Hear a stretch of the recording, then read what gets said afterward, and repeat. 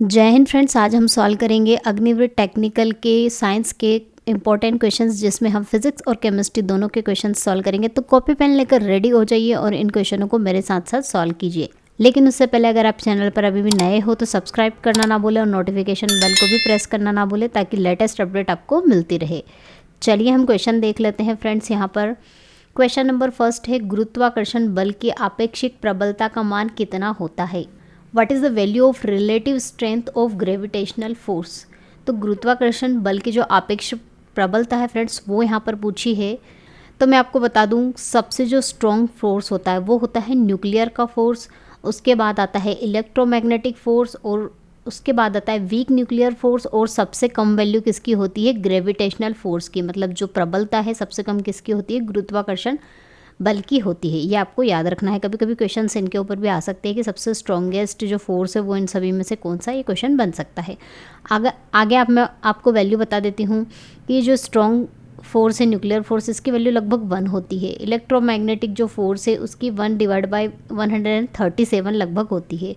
Value तो नहीं पूछी जाती है, लेकिन हाँ, जैसे ये क्वेश्चन पूछ लिया है कि यहाँ पर कितनी इसकी प्रबलता होती है, तो रेंज आपसे पूछ सकते हैं। और जो वीक न्यूक्लियर फोर्स होता है उसकी 10⁻⁻6 के लगभग होती है, और ग्रेविटी की होती है 10⁻⁻39 मीटर। तो इस तरह से हम कह सकते हैं कि जो इसकी आपेक्षिक प्रबलता एंड रिलेटिव स्ट्रेंथ है वो कितनी होती है? 10⁻30⁻39 मीटर। चलिए नेक्स्ट क्वेश्चन देख लेते हैं फ्रेंड्स। वैज्ञानिक सिद्धांत क्या प्रकाश विद्युत प्रवाह जो है का कौन सी प्रौद्योगिकी से संबंध है? मतलब ये है आपका जो प्रभाव है, इससे कौन सी टेक्नोलॉजी बनाई गई है, ये क्वेश्चन में पूछा गया है। तो फ्रेंड्स सबसे पहले हम आपको बता दें प्रकाश विद्युत प्रवाह होता क्या है। फोटो इलेक्ट्रिक इफेक्ट जिसे कहा जाता है। तो फोटो इलेक्ट्रिक इफेक्ट में क्या होता है फ्रेंड्स, जब भी कोई चालक मेटल होती है उसके ऊपर लाइट प्रकाश गिरता है तो उसमें से इलेक्ट्रॉन एमिट्स होने लगते हैं, निकलने लगते हैं। ये जो प्रभाव कहलाता है, ये कहलाता है प्रकाश विद्युत प्रभाव, यानी कि फोटो या फिर लाइट इलेक्ट्रिक इफेक्ट। तो इस पर बेस्ड कौन सी टेक्नोलॉजी है इन सभी में? तो इन सभी में अगर हम देखें तो कंप्यूटर तो लाइट से चलता है, इलेक्ट्रॉनिक डिवाइस है जो बाइनरी नंबर्स पर काम करता है, रेडियो और तथा टेलीविज़न में आप सिग्नल्स या फिर वेव्स का उपयोग किया जाता है, सोनार में भी वेव्स का उपयोग किया जाता है। अगर हम बात करें प्रकाश विद्युत सेल की, फोटो इलेक्ट्रिक सेल जो होता है ये क्या करता है? प्रकाश को विद्युत ऊर्जा में कन्वर्ट करता है। तो ये जो है टेक्नोलॉजी, ये प्रकाश विद्युत प्रभाव पर बेस्ड है। चलिए नेक्स्ट क्वेश्चन देख लेते हैं। दूरी समय आलेख से प्राप्त क्षैतिज सीधी रेखा किस गति से संबंधित है? The horizontal straight line obtain from the distance time graph. अगर हम डिस्टेंस और टाइम ग्राफ बनाते हैं, ये टाइम है और यहाँ पर डिस्टेंस है, तो इन्होंने कहा है कि अगर एक हॉरिजॉन्टल लाइन इस तरह से ग्राफ में बन रही है तो इसका मतलब क्या है? डिस्टेंस डिवाइड बाय टाइम का मतलब क्या होता है? यहाँ वेलोसिटी के रिस्पेक्ट में पूछा है तो हम वेलोसिटी ले लेंगे। डिस्टेंस या फिर डिस्प्लेसमेंट आप इसे मान सकते हैं। तो वेलोसिटी का पूछा है कि इसकी वेलोसिटी क्या ज़ीरो होती है इस तरह के ग्राफ की, या फिर कांस्टेंट होती है, या फिर इंक्रीजिंग वेलोसिटी होती है, या फिर डिक्रीजिंग वेलोसिटी होती है।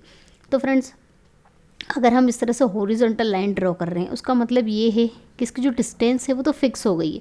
डिस्टेंस तभी बढ़ेगी जब ये ऊपर जाएगा टाइम के साथ में, टाइम भी बढ़ेगा और डिस्टेंस भी इसकी बढ़नी चाहिए, लेकिन टाइम तो वही की वही है। और वेलोसिटी क्या होती है कि डिस्प्लेसमेंट अपॉन टाइम, और डिस्प्लेसमेंट आप सभी को मैं पहले भी डिस्कस कर चुकी हूँ क्या होता है? स्टार्टिंग और एंडिंग पॉइंट के बीच की दूरी। लेकिन स्टार्टिंग पॉइंट भी यही है और एंडिंग पॉइंट भी यही है, मतलब दूरी तो क्या है? ज़ीरो आ रही है और टाइम बढ़ता ही जा रहा है। टाइम इधर से क्या हो रहा है? बढ़ रहा है, लेकिन डिस्टेंस में कोई चेंज नहीं आ रहा है, उसकी ज़ीरो डिस्प्लेसमेंट आ रहा है। इसका मतलब ये है कि जो उसका वेग है वो क्या हो रहा है फ्रेंड्स? ज़ीरो आ रहा है। तो इसका राइट आंसर क्या होगा कि ये शून्य वेग को डिनोट करता है इस तरह का ग्राफ। कांस्टेंट वेलोसिटी का फ्रेंड्स ग्राफ कुछ इस तरह से होता है। ये यूनिफॉर्म वेलोसिटी का ग्राफ होता है कुछ इस तरह का कि टाइम के साथ वेलोसिटी में जो चेंज है वो एकदम बराबर बराबर होता जा रहा, तो वो कांस्टेंट वेलोसिटी हुई। इंक्रीजिंग वेग, बढ़ता हुआ वेग भी कुछ इस तरह का ग्राफ होगा। डिक्रीजिंग का कुछ इस तरह का ग्राफ होगा। मतलब जो ये ग्राफ है ये क्या डिनोट करेगा? Zero velocity. नेक्स्ट क्वेश्चन है फ्रेंड्स, एक वस्तु 5 मीटर सेकंड के वेग से चलना प्रारंभ करती है, मतलब उसका स्टार्टिंग जो वेलोसिटी है वो 5 मीटर पर सेकंड दे के रखा हुआ है। यदि वस्तु का त्वरण यानी कि एक्सेलरेशन 2 मीटर पर सेकंड स्क्वायर है तो 8 सेकंड के बाद उसका वेग क्या होगा? मतलब उसका फाइनल वेलोसिटी पूछा। और हमें पता है कि जो इक्वेशन है, न्यूटन की इक्वेशन है, वो क्या होती है? v = u + at। वी पूछा है फाइनल वेग, स्टार्टिंग वेग आपको 5 दे के रखा है, एक्सेलरेशन यानी कि त्वरण 2 दिया हुआ और टाइम दिया है 8 सेकंड। तो ये कितना हो जाएगा, 8 2 ज़ा 16 प्लस 5, तो 16 प्लस 5 हम करेंगे तो कितना होगा फ्रेंड्स यहाँ पर 21 मीटर पर सेकंड। तो इसका राइट आंसर होगा 21 मीटर पर सेकंड। ये जो है न्यूटन्स की इक्वेशन से रिलेटेड इस तरह के न्यूमेरिकल नॉर्मली पूछ सकते हैं। नेक्स्ट क्वेश्चन देख लेते हैं फ्रेंड्स, स्थैतिक घर्षण यानी कि स्टैटिक फ्रिक्शन जो होता है वो पूछा है कि जो काइनेटिक घर्षण है उससे हमेशा अधिक होता है या फिर उसके बराबर होता है, उससे कम होता है, फिर इनमें से कोई नहीं।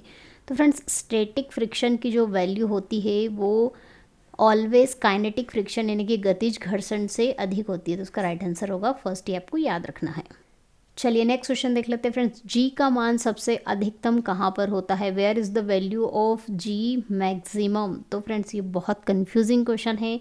ऑप्शन दिया पृथ्वी की सतह पर, ऊंचाई पर, गहराई पर या फिर पृथ्वी के केंद्र पर। तो पृथ्वी कुछ इस तरह से होती है, ये पृथ्वी की सतह है और हमें पता है जो जी का मान होता है फ्रेंड्स वो कितना होता है, G capital M divide by R square. ये M और R क्या है, अर्थ की मास और ये है रेडियस, अर्थ की पृथ्वी की रेडियस है। ठीक है, तो अगर हम बात करें पृथ्वी की सतह पर, तो पृथ्वी की सतह पर इसका मान इतना होता है। ऊंचाई जब ऊंचाई पर मतलब पृथ्वी सतह से जब हम ऊपर जाते जाएंगे तो ये क्या होगा, आर है, आर की वैल्यू क्या होगी, ये आर है, आर और क्या हो जाएगा, बढ़ता जाएगा, तो ये बढ़ेगा तो ये इसका मान क्या होगा, कम। गहराई पर जाने पर भी आर का मान कम होता है तो भी इसकी वैल्यू कम होती है। मतलब ये ध्यान रखना है कि ऊंचाई पर और गहराई पर जाने पर जी का मान हमेशा कम ही होता है।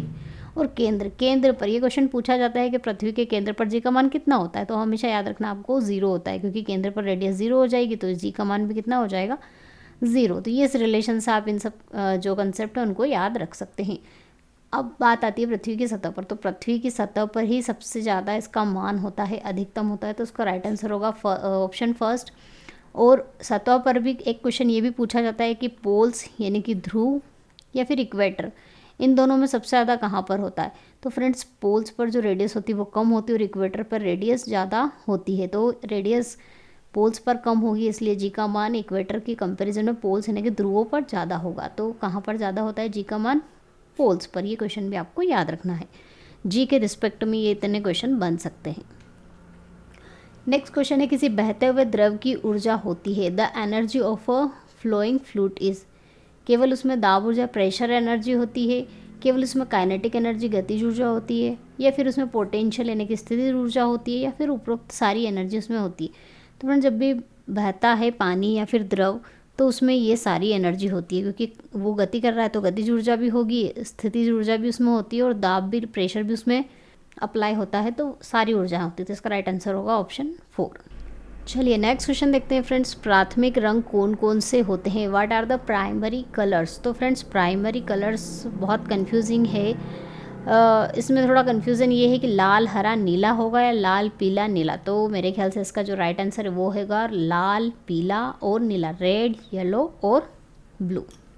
हीरे की चमक का क्या कारण होता है, what is the reason for the shine of a diamond. तो फ्रेंड्स डायमंड जो होता है उसका कुछ कटिंग कुछ इस तरह से होती है कि उसके अंदर एक प्रकाश की किरण अगर एक बार चली जाती है तो वो जो निकलना थोड़ा मुश्किल होता है, क्योंकि उसकी जो सरफेस इस तरह से काटी जाती है कि उसका अंदर ही अंदर परावर्तन यानी कि रिफ्लेक्शन होता है, टोटल इंटरनल रिफ्लेक्शन इसमें होता है, जिसके कारण ये क्या होता है, हमें चमकता दिखाई देता है, क्योंकि वो प्रकाश की किरण अंदर ही ट्रेवल करती रहती है। तो इसका राइट आंसर क्या होगा, प्रकाश का पूर्ण आंतरिक परावर्तन।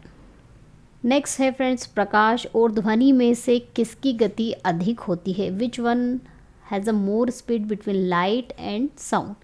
तो आप सभी को पता होगा कि इन दोनों में कौन सी समान तो कभी हो ही नहीं सकती, तो कौन सी ज़्यादा होती है, प्रकाश की जो स्पीड है वो ज़्यादा होती है साउंड से, क्योंकि हमें पता है लाइट की कितनी होती है, याद भी रखना है वैल्यू आपको, 3 × 10⁸ मीटर पर सेकेंड, और साउंड की कितनी होती है 344 मीटर पर सेकेंड। तो इसमें ज़्यादा किसकी है, प्रकाश की।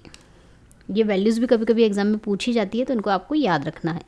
ये लगभग मान है, एक्चुअल जो मान इसका नहीं है, क्योंकि जो स्पीड है साउंड की वो चेंज होती रहती है। ये नॉर्मल वैल्यू कंसिडर इसकी करी गई है। नेक्स्ट क्वेश्चन है, निम्नलिखित में से कौन सा ऊर्जा का अभिसामयिक स्रोत है? Which of the following is a conventional source of energy?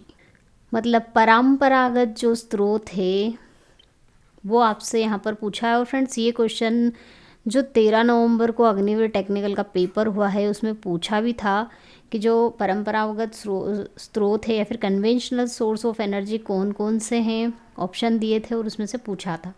तो फ्रेंड्स को कन्वेंशनल जो स्रोत होते हैं वो क्या होता है कि वो कभी भी ख़त्म नहीं होते हैं, चलते ही रहते हैं। तो इसमें कौन सा है वो सौर ऊर्जा यानी कि सौर। तो इसका राइट आंसर होगा ऑप्शन 4। अशुद्धियों के कारण द्रव के क्वथनांक में क्या परिवर्तन आता है? The boiling point of a liquid due to impurities. तो फ्रेंड्स क्या होता है जब किसी भी लिक्विड में अशुद्धि मिला दी जाती है या फिर अशुद्धि होती है तो उसका जो क्वथनांक है वो बढ़ जाता है। अब क्यों बढ़ जाता है? क्योंकि जब वाष्पीकरण होता है, मतलब जब उबलता है द्रव या लिक्विड, तो ये जो इम्प्योरिटीज़ हैं वो क्या करती है, जो पानी के कण हैं उनको रुकावट पैदा करती है, रुकावट आ जाती है उनके बीच में। इसलिए जो उनको गर्म करने के लिए फिर उनको वाष्पीकृत करने के लिए ज़्यादा टेम्परेचर की ज़रूरत पड़ेगी और ज़्यादा उसे बॉईल करना पड़ेगा, इसलिए उसका जो क्वथनांक है वो क्या हो जाता है, बढ़ जाता है। लो चुंबकीय पदार्थों के कारण तीव्र चुंबकत्व होता है। Ferromagnetic substances have strong magnetism due to. तो किसके कारण होता है फ्रेंड्स? क्या उसमें चुंबकीय क्षेत्र के कारण होता है, नयन कोण यानी कि आई एंगल, या फिर ड्यू टू डोमेन दिक्पात कोण के कारण? तो फ्रेंड्स किसके कारण होता है? डोमेन के कारण होता है। और ये डोमेन होते क्या लोह चुंबकीय पदार्थों में? तो फ्रेंड्स जो लोह चुंबकीय पदार्थ हैं उसमें क्या होता है कि प्रत्येक परमाणु एक चुंबक की तरह काम करता है। बहुत सारे परमाणु से मिलकर बना है। अब हर एक परमाणु एक अकेला चुंबक की तरह ही काम करता है और उसमें असंख्य परमाणु होते हैं। और इन परमाणुओं के जो समूह होते हैं, मतलब ग्रुप्स होते हैं, उन्हें क्या कहा जाता है? डोमेन कहा जाता है। इसलिए लोह चुंबकीय पदार्थों के जो तीव्र चुंबकत्व है उसका कारण क्या है? ये जो परमाणु है जो इंडिविजुअल मैग्नेट की तरह काम करते हैं, उनके जो ग्रुप्स हैं डोमेन, वो इसका कारण होते हैं।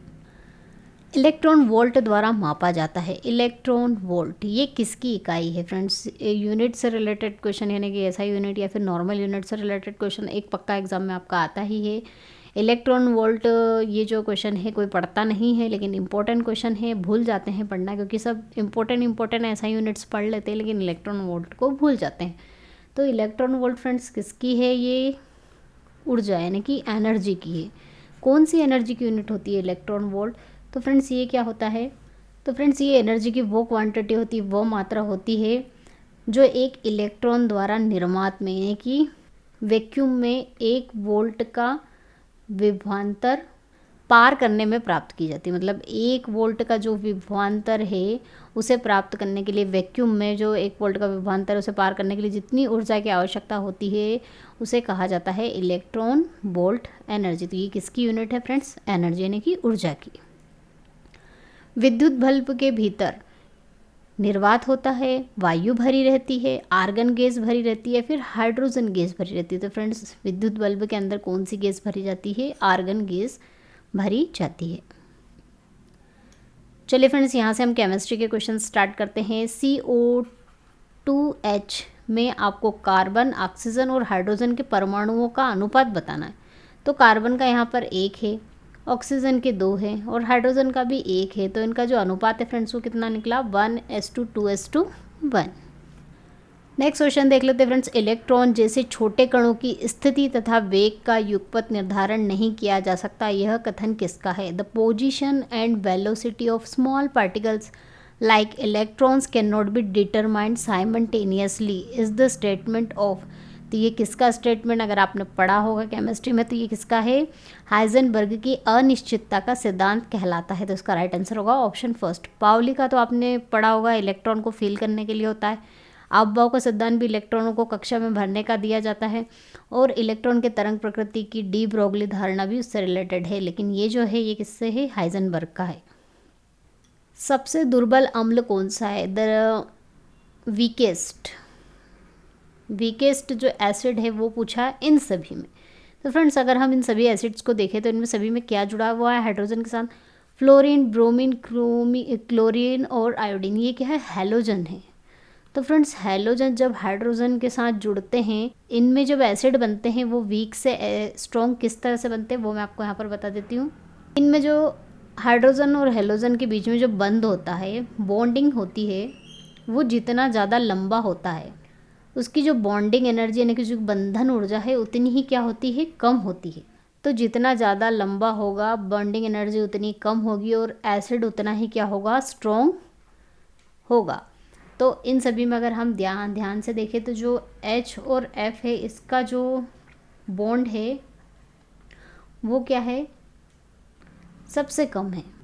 तो इनका बॉन्ड जितना फ्रेंड्स छोटा होगा, इन्हें तोड़ने के लिए उतनी ही ज़्यादा बॉन्डिंग एनर्जी की ज़रूरत लगेगी, बंधन ऊर्जा की ज़रूरत उतनी ज़्यादा लगेगी। इन्हें तोड़ना थोड़ा डिफ़िकल्ट हो जाता है। इनकी जो लेंथ अगर कम होगी तो इन्हें तोड़ना बहुत कठिन हो जाएगा। इसलिए ये आयंस में जो ब्रेक होंगे तो बहुत डिफ़िकल्टी से ब्रेक होंगे। इसलिए ये क्या होंगे, वो क्या होंगे, दुर्बल अम्ल होंगे। जितना ज़्यादा बंध लंबा होगा उतना उसे तोड़ना आसान होगा, उतना वो आयंस में जल्दी टूटेगा। और हमें पता है कि जितना एसिड स्ट्रॉन्ग होता है उसमें आयंस ज़्यादा होते हैं, आयंस में टूटना ईजी होता है। तो इसीलिए इसका जो आंसर क्या होगा, हाइड्रोजन फ्लोराइड। अक्रिय तत्व यानी कि इनर्ट एलिमेंट किस समूह के सदस्य होते हैं? तो फ्रेंड्स ये कौन से समूह के होते हैं? शून्य समूह यानी कि 0 ग्रुप के। संतृप्त हाइड्रोकार्बन का सामान्य सूत्र क्या होता है? The general formula of the saturated hydrocarbon. तो इनका जो फॉर्मूला होता है फ्रेंड्स आपको याद रखना है, CnH2n+2 होता है। कार्बन उसके कंपाउंड से रिलेटेड मैं वीडियो आप लोगों के लिए बना चुकी हूँ, जिसकी लिंक आपको डिस्क्रिप्शन में मिल जाएगी। वहाँ पर आपको ये फॉर्मूलेस कैसे याद करना है, कौन कौन से फॉर्मूले किस किस के लिए यूज़ करते हैं, वो सभी आपको इस वीडियो में मिल जाएगी, तो इसको आप ज़रूर देखिएगा। नेक्स्ट क्वेश्चन है, यौगिक जिसमें आयनिक एवं सहसंयोजक बंध दोनों उपस्थित होते हैं, कौन सा है? Potassium cyanide. ओजोन परत पृथ्वीवासियों को संरक्षित करती है, किससे संरक्षित करती है फ्रेंड्स? पराबैंगनी किरणों से, अवरक्त किरणों से, कॉस्मिक किरणों से या फिर लेज़र किरणों से। किससे करती है? पराबैंगनी यानी कि अल्ट्रावायलेट रेज से। क्षार धातुओं की संयोजकता कितनी होती है? तो फ्रेंड्स क्षार धातुओं की संयोजकता कितनी होती है? 1। इस्पात या आयरन की वस्तु में जिंक की पतली परत के लेपन को क्या कहा जाता है? बहुत कॉमन क्वेश्चन है और आई थिंक 13 नवंबर को ये पूछा भी गया था क्वेश्चन। इससे रिलेटेड ही क्वेश्चन था। गैल्वेनाइजेशन कहा जाता है इसे, यशद लेपन, इससे रिलेटेड क्वेश्चन एग्जाम में था। एसिडोफिनॉल और एसिटाल्डिहाइड में किसके द्वारा अंतर स्पष्ट किया जा सकता है? तो फ्रेंड्स किसके द्वारा अंतर स्पष्ट किया जा सकता है? सोडियम बायसल्फेट NaHSO3, इससे रिएक्शन करके हम इन दोनों के बीच में डिफरेंस बता सकते हैं। तो फ्रेंड्स ये थे फिजिक्स और केमिस्ट्री के इंपॉर्टेंट क्वेश्चंस जो मैंने आज आप लोगों के साथ डिस्कस किया है। होप वीडियो आपको पसंद आया तो लाइक करना ना भूले। मिलते हैं नेक्स्ट टॉपिक में नेक्स्ट वीडियो के साथ। तब तक के लिए जय हिंद, जय भारत, वंदे मातरम।